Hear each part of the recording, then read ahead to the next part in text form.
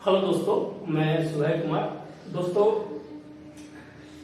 जो टॉपिक जो हमने कल भारत और चीन के बीच जो मैंने वीडियो बनाया था, जरूर है जो लोगों ने देखा उस पर कुछ कमेंट्स भी आए हैं।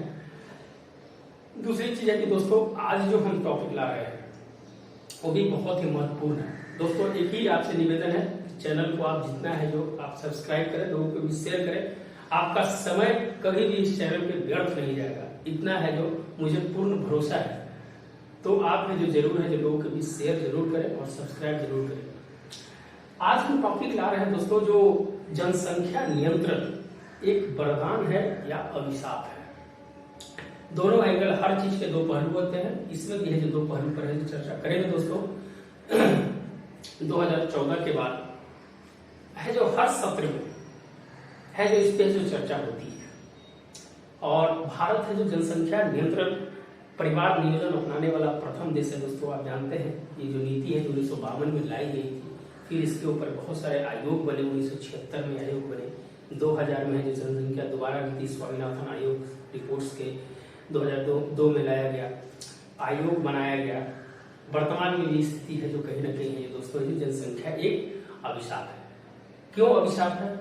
अभिशाप के साथ वरदान भी है। अब इसके दोनों कॉन्ट्राडिक्शंस जो पॉइंट्स हैं, कहते हैं कि जनसंख्या बढ़ाने से संसाधन, भूमि, जल, आपदा जैसी स्थिति, भुखमरी, आर्थिक क्रियाएं कहीं न कहीं जो रुक जाती है। तो दोस्तों, आपकी ये जो नीति है उस तरह की होनी चाहिए जो है जो हम इस बढ़ते विशाल जनसंख्या के बीच में भी है जो अपनी नई रास्ता है जो इसमें है जो ढूंढे।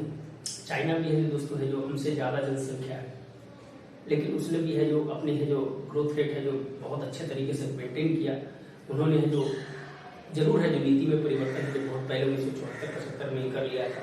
आज भी जो जब जरूरत पड़ी दोस्तों, तो वो है जो 3 चाइल्ड पॉलिसी का भी है जो उन्होंने जो अपने जो वहाँ की जो संसद में है जो पास किया और 3 चाइल्ड पॉलिसी को है जो लागू किया। तो हम इसी पे चर्चा करेंगे दोस्तों, किस प्रकार से है जो नियोजन और स्थिरताकरण को रोका जाए जनसंख्या पे। इस पे ही विशेष चर्चा करेंगे। क्या क्या चर्चा करेंगे उस पर जरूर हम बात करेंगे। तो दोस्तों, यही है जो आपका इम्पोर्टेंट चैप्टर्स है कि जनसंख्या एक अभिशाप है या वरदान, जो वरदान है।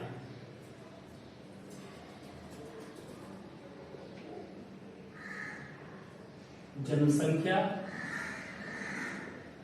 एक अभिशाप या वरदान,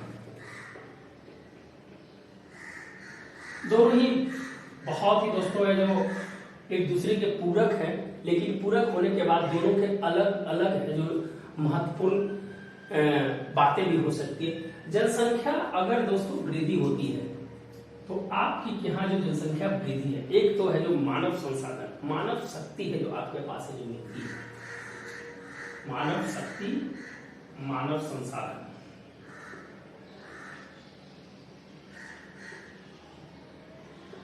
एक कहीं ना कहीं मानव शक्ति, मानव संसाधन दोस्तों अगर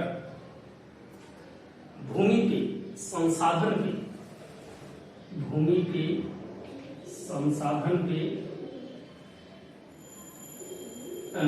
जल पे, कृषि पे अगर कहीं ना कहीं ये भारित हो जाता है तो हर चीज का है जो डिकेड हो जाता है दोस्तों, हर चीज का है जो क्षरण हो जाता है। हमारे पास अगर हम बात करें दोस्तों भूमि के बारे में, तो हमारे 18% जनसंख्या पे है जो 2.4% भूमि है। हमारी जो जनसंख्या है वो 18% है और भूमि का जो भूभाग है हमारे पास 2.4% है। अगर हम इसी क्रम में दोस्तों अगर संसाधन पे बात करें तो संसाधन का भी कहीं ना कहीं है जो डिक्रीज हो रहा है, क्योंकि हम है जो यूज है जो उस प्रकार से कर रहे हैं। जल की स्थिति भी दोस्तों कहा जाता है कि 2 अरब लोग जो है कहीं ना कहीं जो पूरे विश्व वो है जो आज भी शुद्ध पानी नहीं पी रहा है। तो संसाधन पे, जल पे, कृषि पे, और इसका जो इफेक्ट जो पड़ता है दोस्तों, भूखमरी, गरीबी, बुनियादी सुविधाओं का अभाव कहीं ना कहीं है जो हर क्षेत्र में जो देखने के लिए जो मिलता है। अगर वरदान कहा जा सकता है दोस्तों तो यही है कि आपकी जो पीपी की पावर है, परचेजिंग पावर है, वो पावर है जो आपको कहीं ना कहीं शक्ति मिलती है। आप उदाहरण अगर श्रीलंका के ले लें दोस्तों, वहां 2 करोड़ जनसंख्या है श्रीलंका की। अगर उसके पास जनसंख्या अगर होती तो अपने इकोनॉमी को रिवाइव कर सकता था। बहुत सारे अर्थशास्त्री ने बोला कि भारत इतने दबाव में भी आकर है जो भारत में जो क्राइसिस नहीं आ सकती है, क्योंकि भारत के पास जो जनसंख्या है, जो रोटेशंस है, जो परचेजिंग पावर है, वो है जो कहीं ना कहीं है जो इसकी अर्थव्यवस्था को मजबूती है भी प्रदान करता है। तो निश्चित रूप से दोस्तों है जो पीपीपी पावर्स हमारा है, मानव श्रम भी है। अगर वर्तमान समय में मानव श्रम को अगर इसको तब्दील किया जाए कौशल विकास, जैसे नेशनल एजुकेशन पॉलिसी 2020 में जिस प्रकार से कौशल विकास की बात की गई है, व्यवहारिक शिक्षा की बात की गई है, अगर इस शिक्षा से अगर है जो लोगों को अगर जोड़ दिया जाए तो है जो कहीं ना कहीं दोस्तों हमें लाइबिलिटी नहीं बनने देगा, हमें एसेट्स के रूप में रखेगा। और जनसंख्या को एसेट्स के रूप में अगर किसी कोई भी देश में अगर है जो पहचाना है तो चाइना है। प्रत्येक व्यक्ति को किसी न किसी प्रकार से कौशल प्राप्त है वहां, और जब कौशल प्राप्त है तो वहां की जो लाइबिलिटी जो है कहीं ना कहीं एसेट्स में बदलती हुई दिखाई दी है। तो यह जो दोस्तों एक कुछ ऐसे पॉइंट्स हैं जो वरदान के रूप में जो साबित होता है। दूसरी चीज कि दोस्तों है जो वर्तमान समय में जो स्थितियां हैं उस पर है जो हम चर्चा करेंगे कि अगर आप बिहार से हैं दोस्तों तो बिहार में भी इसी प्रकार की स्थिति है। आपने 11 जुलाई को जनसंख्या दिवस जो मनाया गया था उसमें मैंने है जो आर्टिकल लिखा था उस पर भारत और उसमें बिहार को ऐड करके मैंने आर्टिकल लिखा था। उसमें बिहार की भी स्थिति को मैंने जो बताया है कि बिहार भी आने वाला समय में दोस्तों अभी 112 करोड़ की जनसंख्या हो गई है। 0.39 हेक्टेयर है जो प्रति व्यक्ति है जो भूमि है लोगों के पास है। सीमांत किसानों की संख्या बहुत ज्यादा है। तो इस स्थिति में है जो दोस्तों उसके क्षेत्रीय कहीं ना कहीं यह भार है जो धीरे धीरे जो बढ़ती जा रही है। प्रवासी जो है वहां से जो निकल चुके हैं, जो कहीं जाकर बस चुके हैं, अगर वो टोटल अगर जनसंख्या आ जाए तो वहां की कानून व्यवस्था सब चीज, एक चीज नहीं, कानून व्यवस्थाएं के लेकर स्वास्थ्य शिक्षा सभी तरह को जो इफेक्टेड कर सकता है। तो हमने जो इस परिप्रेक्ष्य में है जो एक लेख लिखा था दोस्तों, तो हम है जो इसी पे बात करेंगे और क्या क्या बात करेंगे उस पर थोड़ा सा हमने ओवरव्यू दिया, हम है उस पर थोड़ा सा बात करते हैं क्या है इम्पोर्टेंट। अगर हम बात करें दोस्तों की कुछ देशों की अगर हम बात करें जनसंख्या और उसके क्षेत्रफल पर अगर हम बात करें दोस्तों तो भारत, अमेरिका, चीन,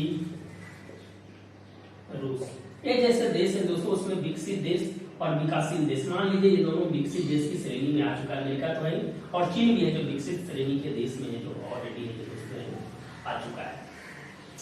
अगर हम बात करें दोस्तों कि भारत की जो जनसंख्या है अभी 140 करोड़ के आसपास है जो जनसंख्या है जो हो गया है।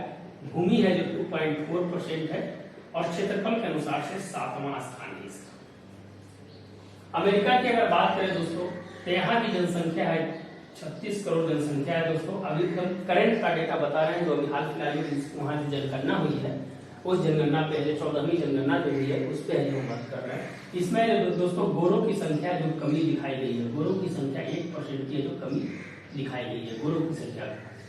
अगर हम बात करें दोस्तों तो अमेरिका की अगर बात करें तो अमेरिका भारत से जो क्षेत्रफल में है कम से कम 3-3.5 गुना है, मैंने 6.5% के आसपास वहां का जो क्षेत्रफल है दोस्तों। ये है जो क्षेत्रफल है,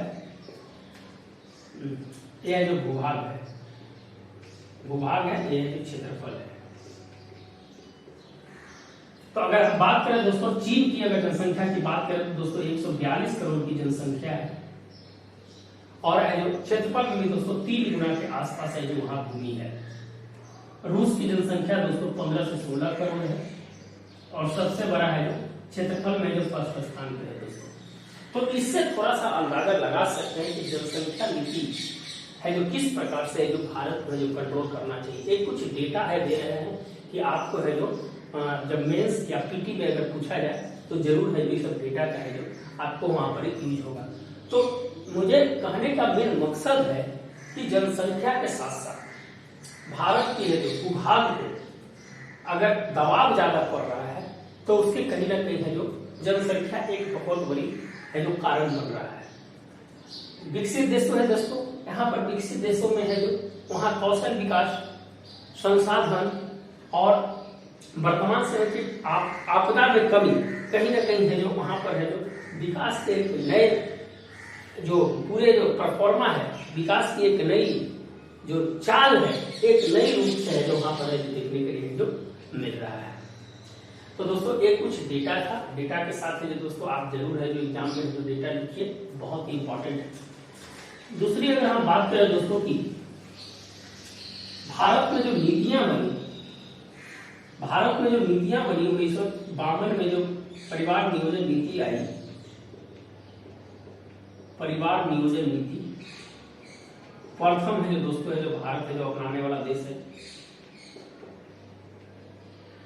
दूसरा अगर बात करें दोस्तों 1976 में जनसंख्या नीति पर है जो फर्स्ट आयोग का है दोस्तों है जो फर्स्ट माने रिपोर्ट्स है जो यहाँ पर है जो सबसे पहले जनसंख्या नीति पर, और इसी समय है जो दोस्तों 71 से 81 में भारत की जनसंख्या सबसे ज्यादा है जो ग्रो की है दोस्तों। 71 से 81 में है जो दोस्तों है भारत की जनसंख्या है सबसे ज्यादा है जो ग्रो किया है। फिर 2000 में दोस्तों स्वामीनाथन रिपोर्ट्स और 2000 में ही जनसंख्या आयोग बनाया गया। जनसंख्या आयोग बनाया गया और वर्तमान भी दोस्तों है जो अभी जो है उसमें है जो संशोधन करने की बात है जो चल रही है। तो जो परिवार नियोजन जो नीति आई, उस नीति में है जो दोस्तों है जो कहीं ना कहीं है जो इसका जो प्रभाव है जो लाते है जो कम से कम है जो 25 साल लग गए। इस नीति को फर्स्ट इम्प्लीमेंट करने में है जो दोस्तों 25 साल लग गए, और वही है जो दोस्तों इंदिरा गांधी की सरकार थी जिसमें है जो परिवार नियोजन के लिए लोगों को नसबंदी कराने के लिए है जो लोगों को है जो प्रेरित किया गया, और उसमें है जो ऐसा कहा गया कि हमें जनसंख्या के नियंत्रण करने के लिए ये नीति है जो लाना चाहिए। आप जानते हैं कि पुरुषों की नसबंदी को है जो वैक्सोटोमी और स्त्री की नसबंदी को है जो ट्यूबोटोमी कहते हैं। ये है जो आपका साइंस से रिलेटेड था, हो सकता है क्वेश्चंस कहीं पूछ दे, तो है जो उस पर है जो हमने बात किया। यही दोस्तों है जो सबसे पहले जो इंदिरा गांधी की सरकार के द्वारा है दोस्तों है जो नसबंदी कार्यक्रम भी है जो चलाएगा, लेकिन दोस्तों है जो वर्तमान तक है जो जनसंख्या नीति पे जो भारत कभी सफल नहीं रहा। 2000 में दोस्तों है स्वामीनाथन रिपोर्ट्स ने कहा कि 2045 तक है जो भारत की है जो जनसंख्या को स्थिर करने का है जो लक्ष्य रखा जाए। 2045 तक है जो स्थिर करने का लक्ष्य रखा जाए। लेकिन अगर हम बात करें तो 2010 और 2019 के बीच अगर जन्म दर की अगर बात करें तो 12% इंक्रीज किया है, और मृत्यु दर है दोस्तों 0.5% के अनुसार से है। तो फासला है दोस्तों कहीं ना कहीं है जो बहुत ज्यादा है। तो वर्तमान समय में हमें है इस नीति पे बात करना चाहिए। सांप्रदायिक घटनाओं को अगर भी देखें दोस्तों तो इससे भी इनकार नहीं किया जा सकता है कि भारत में है जो बहुत सारे ऐसे जगह है जहां पर है जो धार्मिक के असंतुलन का भी है जो दौर देखने के लिए मिला। अल्पसंख्यक आप वर्ड सुने होंगे दोस्तों, अल्पसंख्यक का है जो संविधान में उसकी परिभाषा नहीं दी गई है। 4 जगह है मात्र है जो अल्पसंख्यक की है जो बात है जो की गई है, मात्र 4 ही जगह। और भारत में है जो 6 अल्पसंख्यक समुदाय जिसको जैन को हाल फिलहाल 2014 में जो जोड़ा गया था, कितने हैं? 6 हैं, 6 अल्पसंख्यक है, और 2014 में जो जैन को जो जोड़ा गया था दोस्तों। जैन सबसे ज्यादा शहरीकरण में जो दोस्तों जैन का ही परसेंटेज है। तो दोस्तों अल्पसंख्यक के कुछ ऐसे उदाहरण दे सकते हैं कि भारत में 28 राज्यों में से 7 ऐसे राज्य हैं जहां पर है जो अल्पसंख्यक हिंदू हैं। टी पाई फाउंडेशन ने है जो अल्पसंख्यक की परिभाषा को है जो सुप्रीम कोर्ट के आगे है जो उन्होंने है जो एक पूरा है जो मेमोरेंडम है जो उसके लिए है जो खाका तैयार किया था कि अल्पसंख्यक को किस तरह से है जो परिभाषित किया जाए और कहाँ अल्पसंख्यक माना जाए। अल्पसंख्यक एक्चुअली दोस्तों है जो राज्यों का विषय है, वही है जो उसके डेमोग्राफी के अनुसार है जो अल्पसंख्यक है जो वहां पर तय करती है। आप 25, 26, 27, 28, 29, 30 वहीं पर है जो दोस्तों अल्पसंख्यक की जो चर्चा है जो की गई है। 1993 में अल्पसंख्यक आयोग भी बनाया गया दोस्तों, आप जानते ही हैं अल्पसंख्यक आयोग है जो बनाया गया है। वर्तमान में है जो इकबाल सिंह लाल पूरा है जो उसके अध्यक्ष है। हमने हर चीज को कनेक्ट करके है जो आपको बताने का प्रयास किया कि किसी भी तरह का है जो आपका छूटे नहीं। हाँ तो दोस्तों हमने कहा कि 2045 तक है जो स्थिर करने का जो लक्ष्य रखा गया था वो है जो कहीं ना कहीं दिखाई है जो नहीं देती है जिस प्रकार से वर्तमान की स्थिति है। कुछ रिपोर्ट्स के अनुसार अगर हम बात करें दोस्तों की कुछ रिपोर्ट्स जो आई है उस रिपोर्ट्स में है जो क्या क्या है जो कहा गया है कि जम्मू कश्मीर में धार्मिक असमानताएं के चलते हैं जो वहां है जो लोगों का पलायन हुआ। आप जानते हैं दोस्तों कि 1990 के दशक में जहां पर डेमोग्राफी है जो उलट गई पूरी तरह से, हिंदुओं और मुस्लिमों के बीच में है जो फासला है जो कहीं ना कहीं धीरे धीरे है जो कमते गया और ऐसी स्थिति आ गई कि वहां पर सांप्रदायिक सद्भाव जो शांति थी उसको है जो खतरा पहुंचा। अगर हम बात करें दोस्तों की धार्मिक स्थिति की अगर बात करें तो अभी वर्तमान में 1950 में जो मुस्लिम भाई थे वो 4% थे और वर्तमान में जो उनकी है जो 16 से 17% हो गई। ये नहीं कि भारत में जो है जो बच्चा पैदा करने की जो है जो स्थिति है वो स्वैच्छिक है, कोई विधि और कानून नहीं है, लेकिन इसको रोकने के लिए काहिरा मॉडल को है जो भारत में इम्प्लीमेंट किए जाने की है जो वर्तमान में डिमांड चल रही है। काहिरा मॉडल क्या है दोस्तों? काहिरा मॉडल पे हम थोड़ा चर्चा करेंगे। काहिरा मॉडल क्या है? काहिरा मॉडल क्या है? काहिरा मॉडल पे हम चर्चा करेंगे। काहिरा मॉडल जनसंख्या नियंत्रण के लिए काहिरा मॉडल है जो दोस्तों है जो ये बहुत सफल रहा है। इसके 2 पॉइंट्स हैं। पहला पॉइंट था कि जो भी सरकार इस पे खर्च करती है, जैसे बच्चा जब जन्म लेता है तो उस पे है जो सरकार बहुत सारा है जो पैसा है जो देती है 2000-4000 रुपया उस पे। वो काहिरा मॉडल कहता है कि जितने भी जो सरकारी योजनाएं हैं उस योजनाओं को है जो दोस्तों है जो कम कर दिया जाए। ये है जो काहिरा मॉडल था। और दूसरा उसी में था कि जो बच्चे अनाथ हैं उस अनाथ बच्चे को है जो लिया जाए, वो उसको है जो एडॉप्ट किया जाए। अभी लोकसभा में प्रश्न भी पूछे गए थे दोस्तों कि है जो अनाथ बच्चों के लिए जो एडॉप्शन की क्या प्रणाली है जो चल रही है।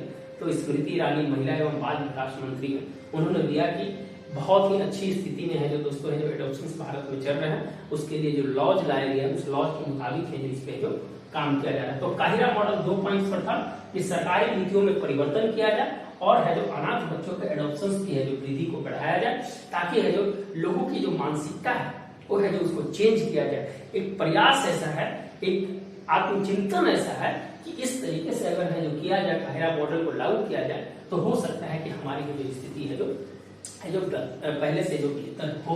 तो काहिरा मॉडल को है जो आप जरूर है जो एग्जाम के अंदर में लिखिएगा। डेमोग्राफिक डिविडेंड की चर्चा है जो जरूर कीजिएगा। तो कुछ जनसंख्या की इस वर्तमान 21वीं सदी जो डिजिटल युग में आर्टिफिशियल इंटेलिजेंस, रोबोटिक्स, इंडस्ट्रियल 4.0 में कहीं ना कहीं जो ऑटोमेशन का युग आ रहा है दोस्तों, उसमें है जो बहुत सारे है जो अगर ऑटोमेट नहीं हुए तो है जो उसका प्रभाव है जो कहीं ना कहीं जो पड़ेगा। और दूसरी चीज है कि इस मॉडल के साथ और कहा गया कि शिक्षा, महिलाओं की शिक्षा पर है जो जोर दिया जाए, महिलाओं की शिक्षा पर जोर दिया जाए, ताकि उन्हें है जो उनकी जो बच्चा जो पैदा होते हैं तो उनकी है जो सीमित मात्रा रखी जाए, ताकि है जो बच्चा और जच्चा दोनों है जो स्वस्थ रहे। एक अंतराल रखा जाए। निरोध नीति भी है जो दोस्तों है जिसके लिए है जो लाया गया था, आप जो जानते होंगे। 1976 में है जो इसको है जो परिवार कल्याण में है जो दोस्तों है जिसको रखा गया था। बिहार सरकार भी है दोस्तों बहुत सारी योजनाएं चला रही है।